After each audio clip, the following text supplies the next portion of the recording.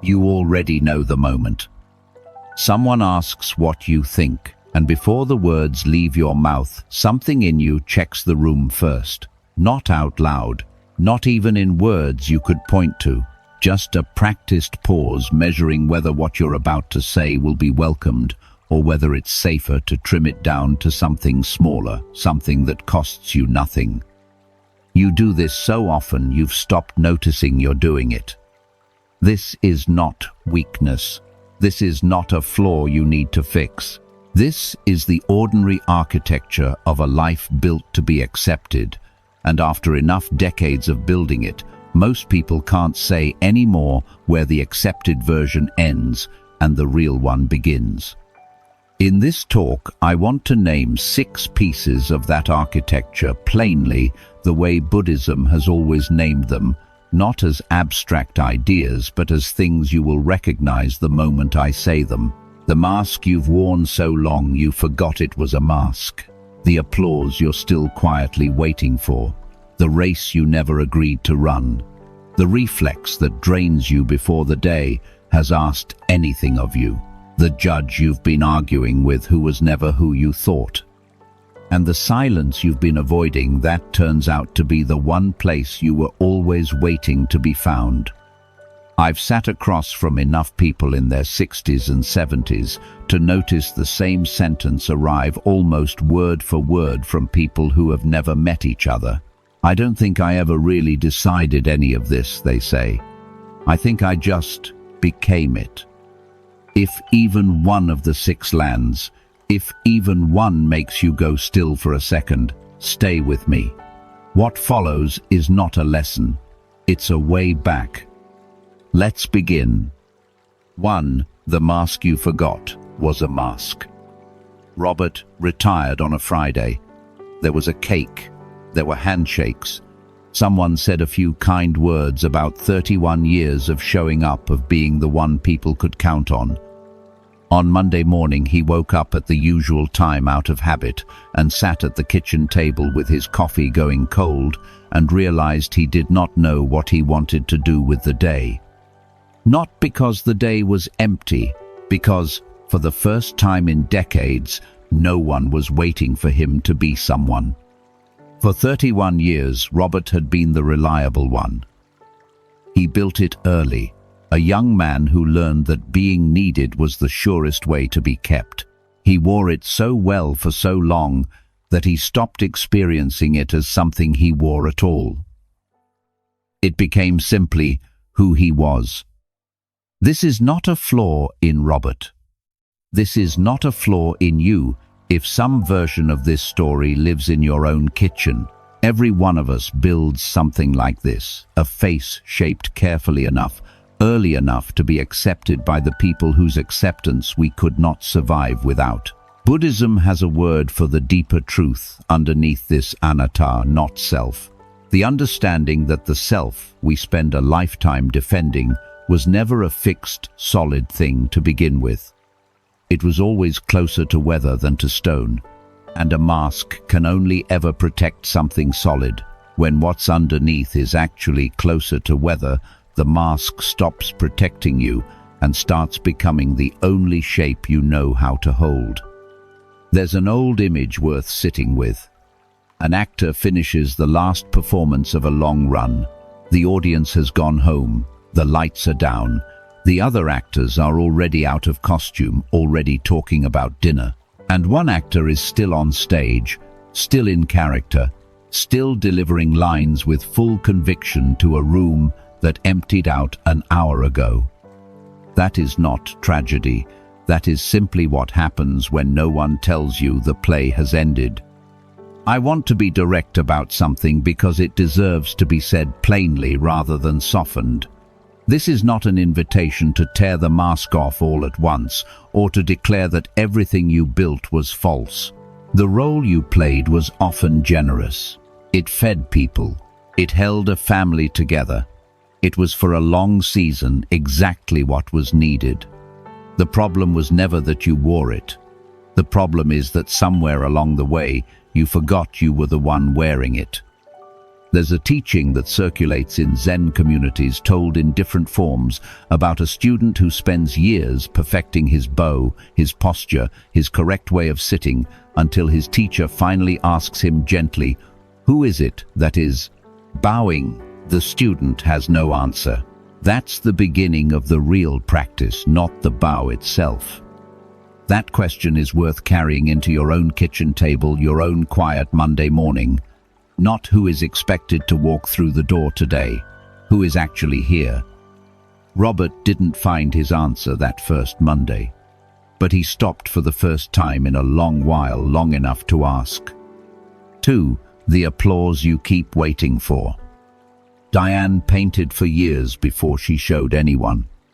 When she finally did a small watercolor, nothing dramatic, just a bowl of lemons on a windowsill, she posted it and then did something she wasn't proud of. She sat with her phone in her hand, refreshing, waiting to see who would respond and how. A friend's silence felt heavier than it should have. A single nice from someone she barely knew somehow mattered more than it deserved to. She had made the thing because she loved making it, and within an hour, the joy of making it had quietly become dependent on whether anyone noticed. This is not vanity. This is not something wrong with Diane. This is simply what happens to a self that was trained over decades to check the room before it allows itself to feel anything fully. Buddhism has long pointed to something it calls the 8 winds: gain and loss, praise and blame, fame and disgrace, pleasure and pain. 4 pairs, always arriving, always leaving, never staying long enough to be trusted. Most of us don't build our lives to withstand these winds. We build them to chase the good ones and flee the bad ones. And in doing that, we hand the wind control over whether we feel steady at all. Picture a house built facing the wind rather than sheltered from it. Every gust rattles the windows. Every gust is felt in the walls.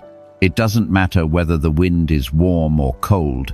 The house was never built to be still, regardless of what blows through. It was built to move with whatever arrives.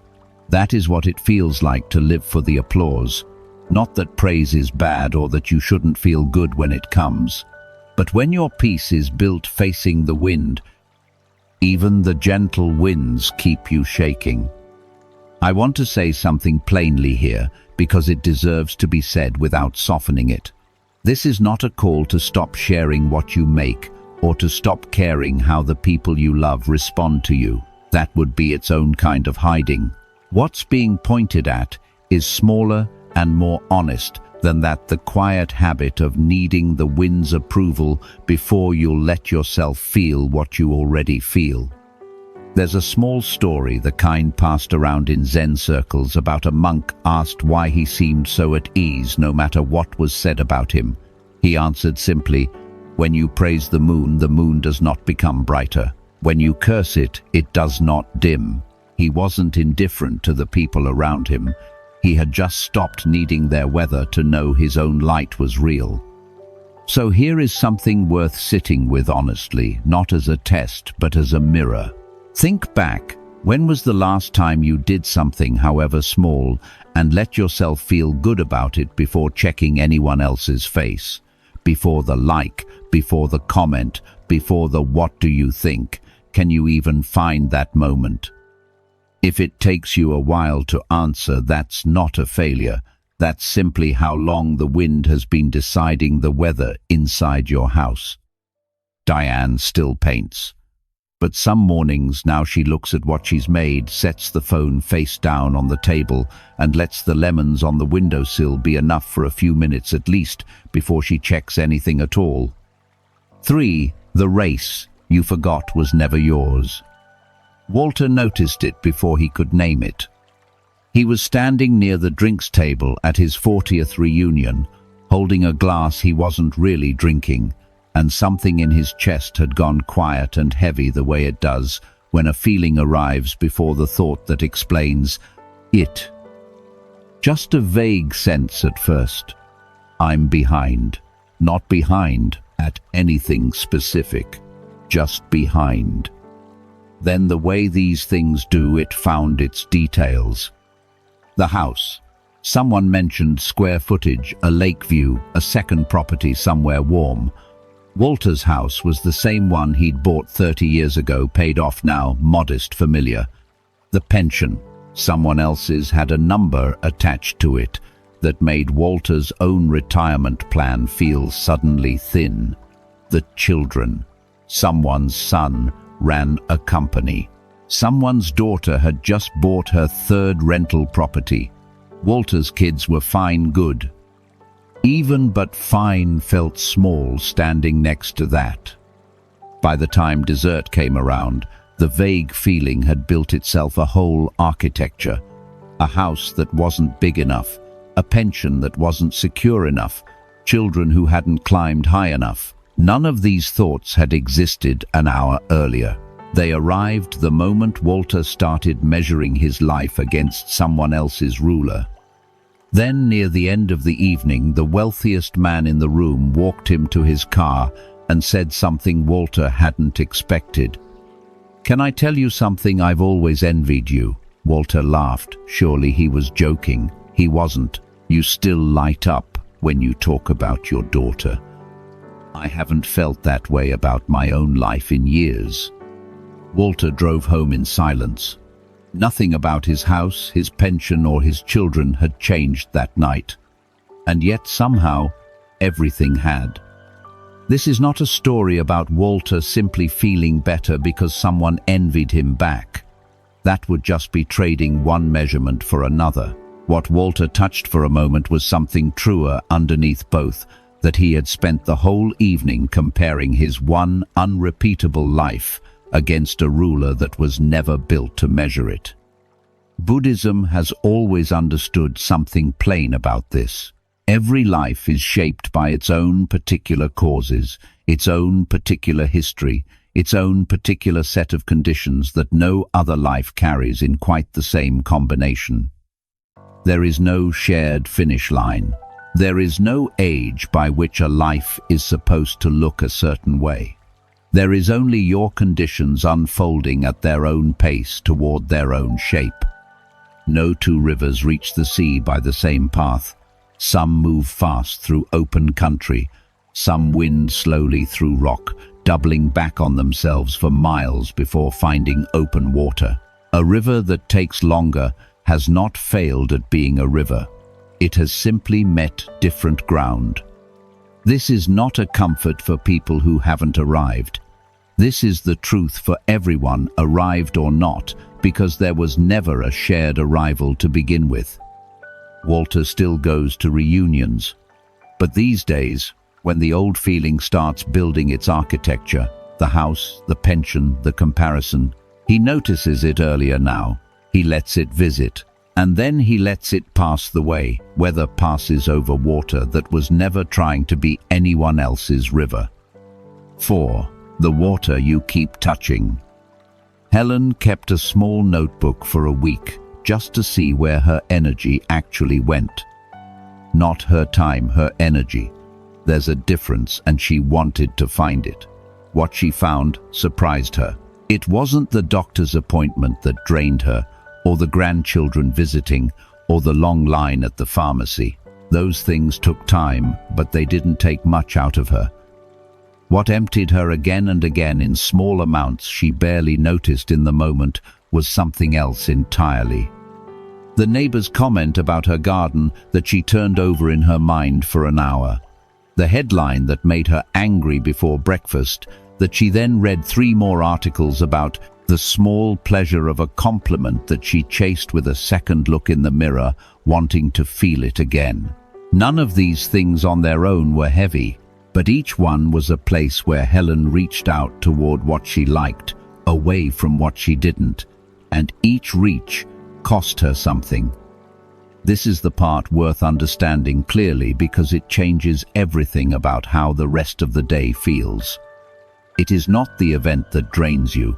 The event simply happens and passes the way weather passes. What drains you is the reaching, the small constant motion of pulling close what you want and pushing away what you don't. That motion is not neutral. It takes something from you every single time, whether the thing you're reaching for is pleasant or unpleasant. Picture a still pond early in the morning. Nothing has touched it yet. The surface holds the whole sky without effort. Now picture a hand entering that water. Doesn't matter if it's reaching for something floating there or pushing something away. The moment the hand enters, ripples begin, and they don't stay where the hand was. They spread. They reach the edges of the pond, far past where the touching happened, and they take a long time to settle back into stillness. This is what liking and disliking do to a mind all day, without you ever choosing to name it that way. Buddhism has always pointed to these two motions.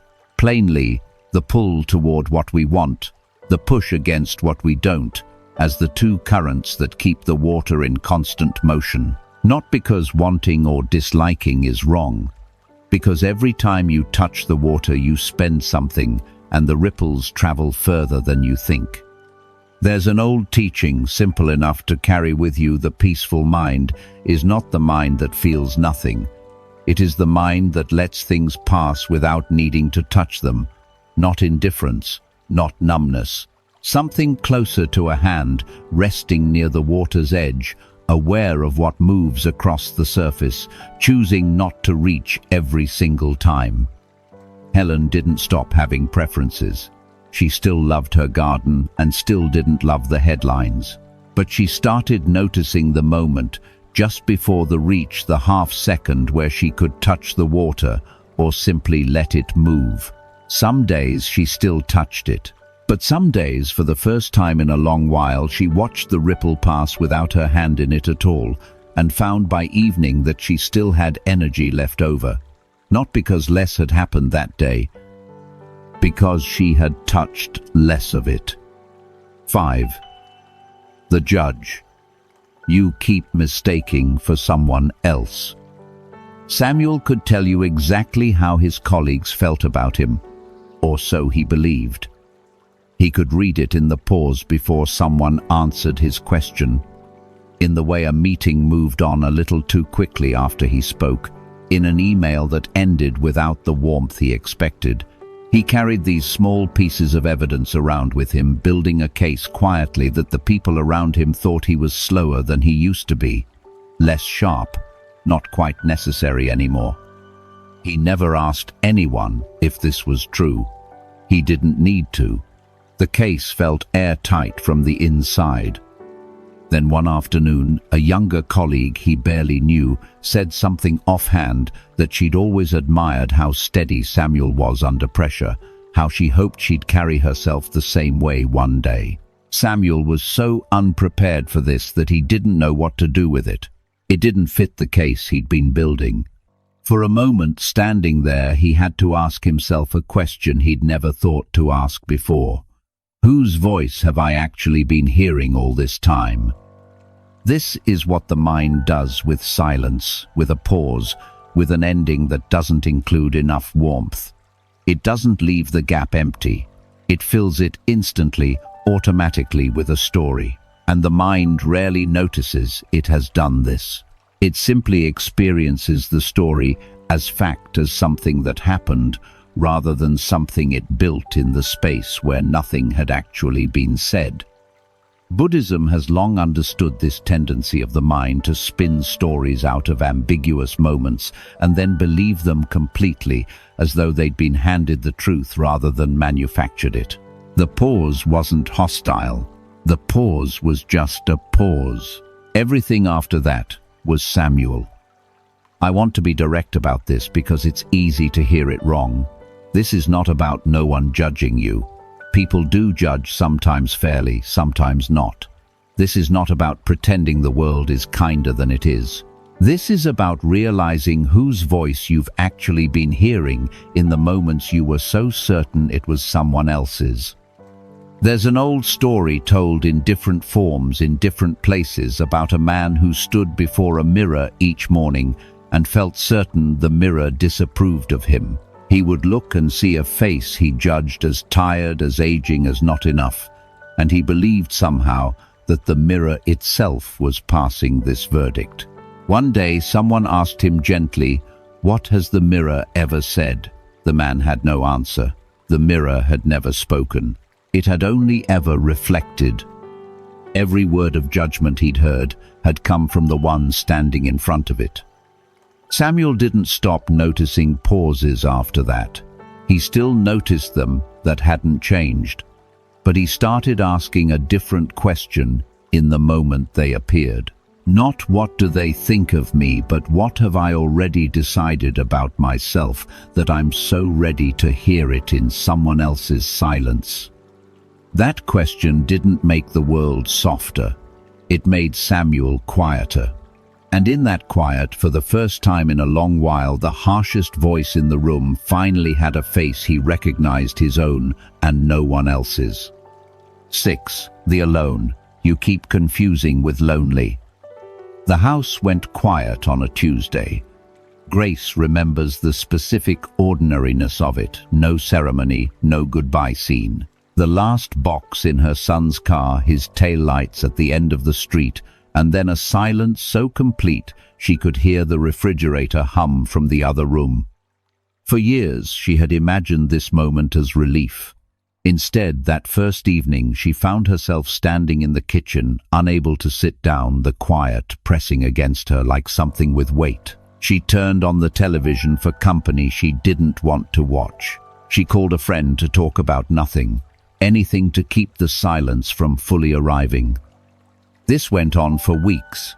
Grace assumed what most people assume, that this discomfort was loneliness, and that loneliness meant something had gone wrong, something was missing that needed to be filled.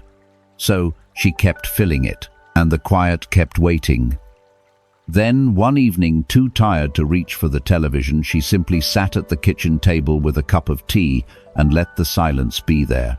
Nothing happened at first, the way nothing happens in the first minutes of anything real. But somewhere in that stillness she noticed a thought arrive that had nowhere else to land, and instead of reaching for her phone, she let herself actually hear it.